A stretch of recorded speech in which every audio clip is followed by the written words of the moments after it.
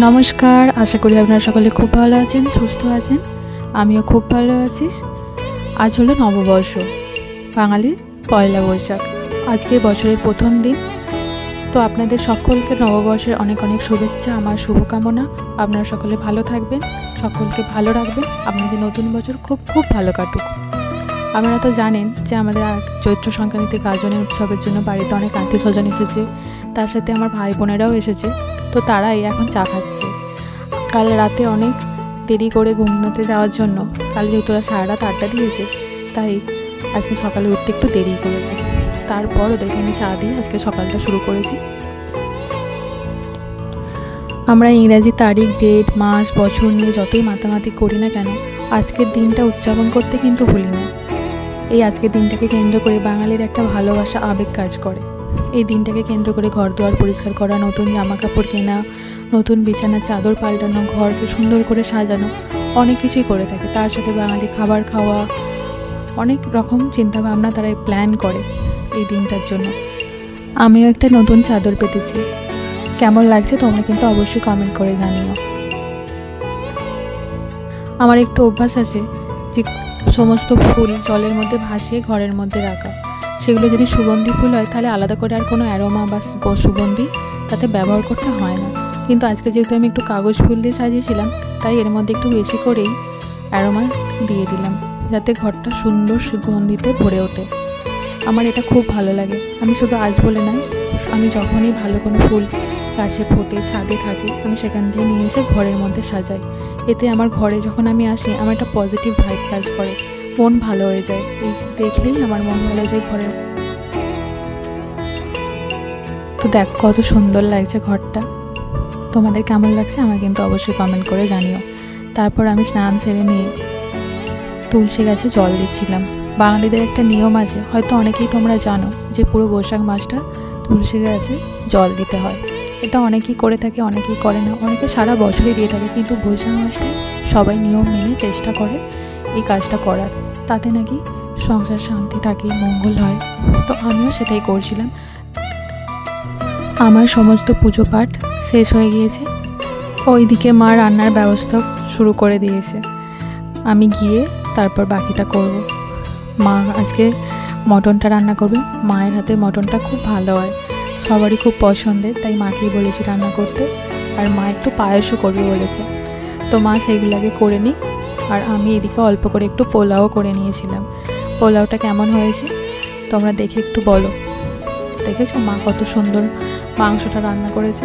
মায়ের হাতের chicken, mutton দুটোই খুব ভালো হয়। আমরা তাই সবসময় চেষ্টা করি মায়ের হাতেই এটা ছেড়ে দেওয়ার। এখানে পায়েসটা মোটামুটি রেডি হয়ে গিয়েছে, আর একটু হলেই হয়ে যাবে। মা এখন একটু কাজে ওই বাইরের দিকে গেছে, তো আমাকে একটু দেখতে বললো। তো আমি আগে কখনোই পায়েস করিনি, মানে কোনো দিনই করিনি। ওই মাঝে মাঝে একটু একটু নেড়েই দেখি। ইচ্ছা আছে একবার নিজে হাতে পায়েস বানাবো। আর এখানে চলছে আইসক্রিমের পার্টি। সেটা আমাকে বাদ দিয়ে নয়, আমি এসে মাঝে মাঝে জয়েন করছি ওদের সাথে। যেহেতু রান্না বান্না করছি, তাই সবসময় ওদের সাথে থাকতে পারছি না। দেখেছো সবাই কীরকম আইসক্রিম কেটে খাওয়া দাওয়া শুরু করে দিয়েছে। ওরা তো খুব মজাতেই আছে। আমি ওদের বললাম যে আইসক্রিমটা তো খাওয়া দাওয়ার পর খেলেই পারতিস। ওরা বলে এতক্ষণ ওয়েট করা যাবে না, তাই আইসক্রিমটা আগেই খেয়ে নিয়েছি। তারপর খাওয়া দাওয়া চাপ হয়ে গিয়েলে আর আইসক্রিম খাওয়ার মতো জায়গা থাকবে না। দেখেছো বাচ্চাটা কত আনন্দে আছে। আজকে সবাই মিলে খুব আনন্দে আছে, আর ওদের দেখে আমারও খুব ভালো লাগছে। আমাদের রান্নাবান্না কমপ্লিট হয়ে গেছিলো। কিছুক্ষণের মধ্যেই আমি ওদের খেতে দিয়ে দিয়েছিলাম। সবাইকে একসঙ্গে বসিয়ে দিয়েছিলাম, কারণ এই একে একে খেতে গেলে অনেকটা সময় লাগবে, তাই টেবিলে কিছুজনকে আর নিচে কিছুজনকে দিয়ে দিয়েছিলাম। তো খাওয়া দাওয়া চলছে।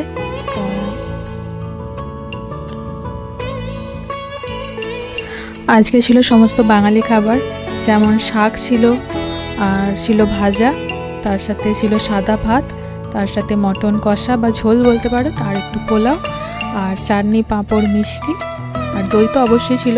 তার সাথে নতুন বছর বলে মা একটু পায়েসও বানিয়েছিল, সেটা তো তোমাদের দেখালাম, সেটাও ছিল। তো ওরা খাওয়া দাওয়া করছে। খাওয়া দাওয়ার থেকে বেশি গল্পই হচ্ছে। ওরা তো গল্প, আড্ডা, মজা নিয়েই আছে। খাওয়া দাওয়াতে কোনো হুঁশ নেই ওদের, তো সারাক্ষণ ওটাই ওরা করে চলেছে। তো যাই হোক, ওদের এইভাবে দেখে খুবই ভালো লাগছে।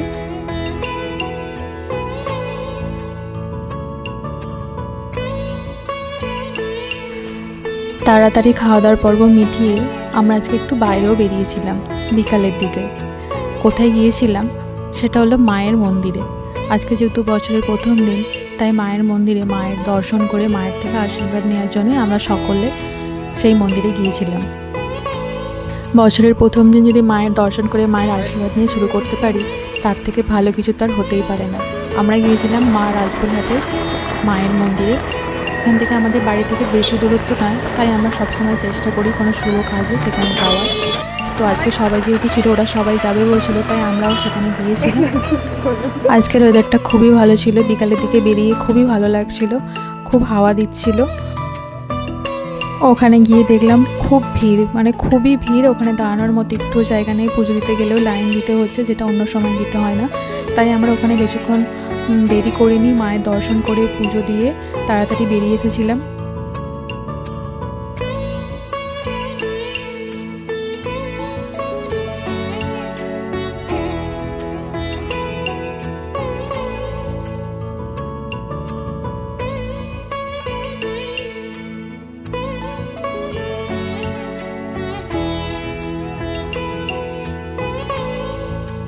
বেরিয়ে এসেছিলাম কিছু খাওয়া দাওয়া করবো সেই চিন্তা ভাবনা নিয়ে, কিন্তু রেস্টুরেন্টে এসে দেখলাম যে সেখানে এতটাই ভিড় যে সেখানে কোনো সিট পাওয়া যাচ্ছে না।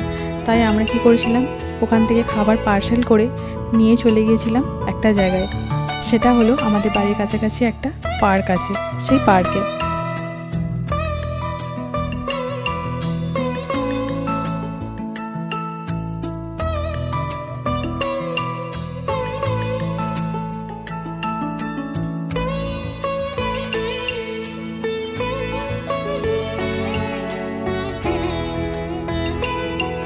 ওখানে যেহেতু খুব ভিড় ছিল, তাই আমাদের বেরিয়ে আসতে হয়েছিল।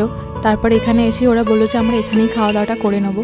তাই এখানে দেখো দুটো প্লেট এনেছে আর সমস্ত চাউমিন ঢেলে ফেলেছে। তো এখানে ওরা খাওয়া দাওয়া সেরে নিয়েছিল, সেও এক মজার কাণ্ড। এখানে আমরা জল আনতে ভুলে গেছিলাম, জল আনার জন্য একটা পেপারে করে তারা জল এনে তাতে হাত ধুয়ে তারপর খাওয়া দাওয়া করেছে। সে এক অন্যরকম অনুভূতি, যেন মনে হচ্ছিলো যেন আমরা সেই ছোটোবেলায় ফিরে গেছি। পিকনিক মনে হচ্ছিলো। খুবই আনন্দে কেটেছে আজকের দিনটা। আজকের দিনে তোমরা কে কেমন আনন্দ করলে, কোথায় ঘুরলে, কী খাওয়া দাওয়া করলে, অবশ্যই কিন্তু আমাকে কমেন্ট করে জানিও। আর আমার ভিডিও যদি তোমাদের ভালো লাগে তাহলে অবশ্যই লাইক কমেন্ট করে দিও। আর যদি খুবই ভালো লাগে তাহলে অবশ্যই সাবস্ক্রাইব করে পাশে থেকো।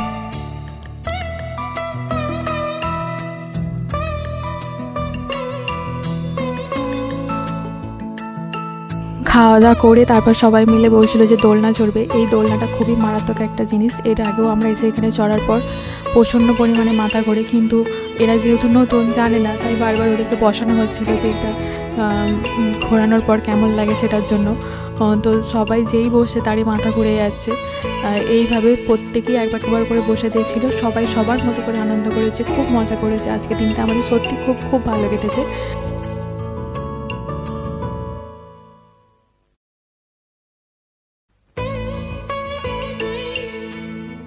সব ভাই বোনেরা মিলে যখন একসঙ্গে হই আর যখন এত আনন্দ মজা হয়, যেন মনে হয় সেই ছোট্টবেলার দিনগুলো আমরা ফিরে পেয়েছি। সত্যি তাই। এখানে দেখো ও শুধু ওদের সাথে মেতে উঠেছে, কেমন দোলনার মধ্যে ঘুরছে। তারপর কিছুক্ষণের মধ্যেই ওর মাথা ঘুরতে আরম্ভ করে দিয়েছিল। সে আর বাড়ি এসে আর কোনো খাবার দাবার সে আর খেতেই পারেনি।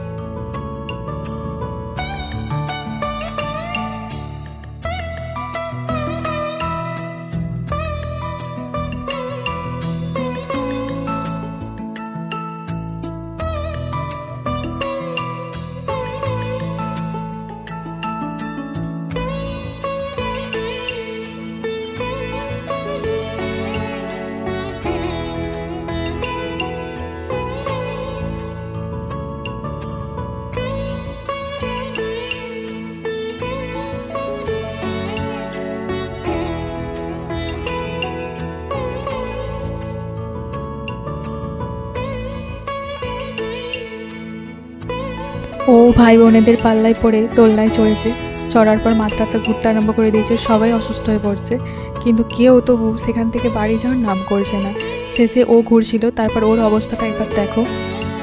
এতটাই মাথা ঘুরছে যে উঠে দাঁড়ানোর মতো ক্ষমতা নেই। তারপর কিছুক্ষণ রেস্ট নিয়ে তারপর আমরা ফিরেছিলাম বাড়ি। চলো আজ তাহলে আসি, দেখা হবে পরের কোনো ভিডিওতে। আপনারা সকলে ভালো থাকবেন, সুস্থ থাকবেন, সকলকে ভালো রাখবেন। নতুন বছর আমাদের খুব ভালো কাটুক। আমাদের আজকের দিনটা খুব ভালোভাবে কেটেছে। চলো দেখা হবে পরের কোনো ভিডিওতে।